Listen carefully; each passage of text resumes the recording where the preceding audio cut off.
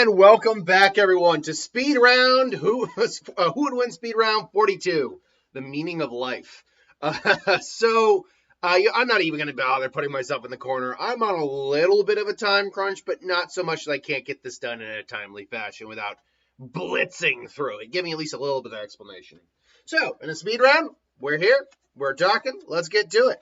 So, coming to us from King Quentin Makai Guy videos? I don't sure how that's pronounced. We have Saber the Leopard from Tarzan versus the Indoraptor. That goes to the Indoraptor, no problem. Saber is smaller. Sure, vicious, yes, but the Indoraptor literally would eat a leopard for breakfast. There's not a lot of wild animals on Earth that could even handle something like the Indoraptor. Maybe if it got thrown into the ocean with some killer whales, they'd take it out. But now I'm having to really think what would be able to take down an Indoraptor. Because now you're talking about a genetically designed dinosaur that's designed for killing and combat. So, yeah. So Indoraptor wins that fight. Then coming to us from VHS Sans, Lobo versus Omni-Man. Lobo can trade blows with Superman from time to time. And his regeneration is so good that he can come back from basically nothing. He can literally just tow planets around, not planets, but Solaris around, who's the size of a small planet. He can literally just compress and eat an entire city. The Lobo, Omni-Man, no one in the Invincible Universe scales even close to the mid tiers of super beings of DC. And when I say mid tier, I mean super strength, flight, all that, those kind of guys. Omni-Man is powerful, yes, but he can't destroy a planet on its own. He could make it uninhabitable by raising the atmosphere, or igniting the atmosphere, but he can't flat out destroy a planet on his own. There's only one feat of the Viltrumite actually doing that, and that was 3 Viltrumite on an already weakened planet. So, no. Then coming to us from Sparity Production, we have Shredder versus Shang Yu from Mulan.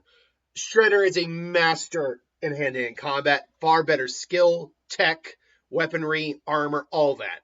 And by the way, this is arguably my favorite Shredder design. Shang Yu is literally just a warlord, a Mongol, kind of like a Genghis Khan type. So no, Shredder would completely annihilate him. Then coming to us from Dark Sword, we have the question of Alucard versus the Corvinos clan from Underworld. Vampires do not stack in the World Series, just do not stack up to Alucard in any significant way. Alucard would rip through them all. And even if those who manage to injure him, he just comes back. You did it now. Do it another 3 million times. Why don't you? So, yeah, no, Alucard completely wins that fight. Then coming to us from Phoenix. What was it? Phoenix something or other. Phoenix M. We have Poison Ivy versus Aramaki from One Piece. Okay, this one at least deserves a bit more of an explanation. Because his Logia fruit, his elemental fruit, allows him to turn into a forest. Allows him to turn into plants, control plants, very similar to how Poison Ivy can. So the question becomes, can she manipulate him or vice versa? That's where it comes down to. Because otherwise it just becomes a big smashy fight, which I think he would win. Because he is also a Marine. And therefore a trained combatant. And I think that is interesting, but an irrelevant conversation in the long run. She's not going to control him because she can't control sentient plants very well. She doesn't control someone like Swamp Thing. He's not even really a plant. He just can turn his body into it. And he can become a whole forest that can just attack her at once that she can't control. And she's not a plant. She is a human. Despite the fact that, she's got all these powers and the way she looks, she is, in fact, a human. So, yeah. Aramaki, I'm going to give the win on that. Then we have from, where are you? Gas Mask Man. 046. We have Queen Castelia versus the Rat King from Team NT. She's magical. She's a pony. Or not a pony. She's actually not a pony. I think she's a changeling. Either way, she is magical. So right at the gate, she has more power than he could ever have. And My Little Ponies are durable little sons of bitches. So there, yeah, no. Queen Cresselia wins that fight. Then we have from Nord 26, Chucky versus SpongeBob. Unless you want to make some voodoo argument, SpongeBob wins simply because Chucky does not have a means to kill SpongeBob in the least. So yeah, I'd say SpongeBob wins that fight through sheer attrition alone, and then ultimately doing some wackiness like with his pencil or something like that. Then we got from Acord, Wonder Woman versus She-Hulk. Wonder Woman completely outstats She-Hulk in basically every conceivable way.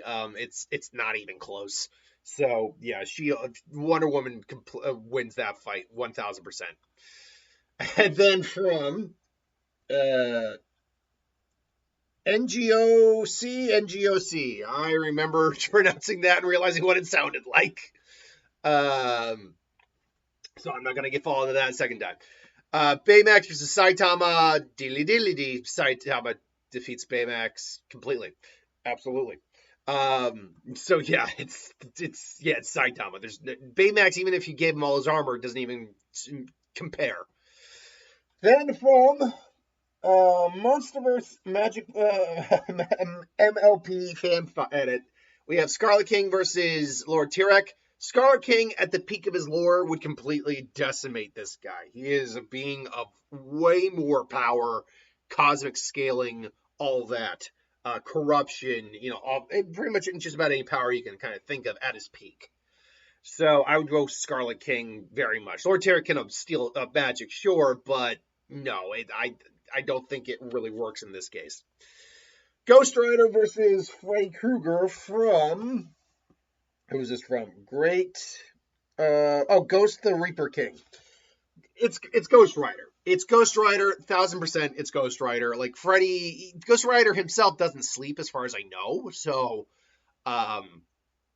it's it's not even like Freddy can get inside Ghost Rider, Zarathos' dreams.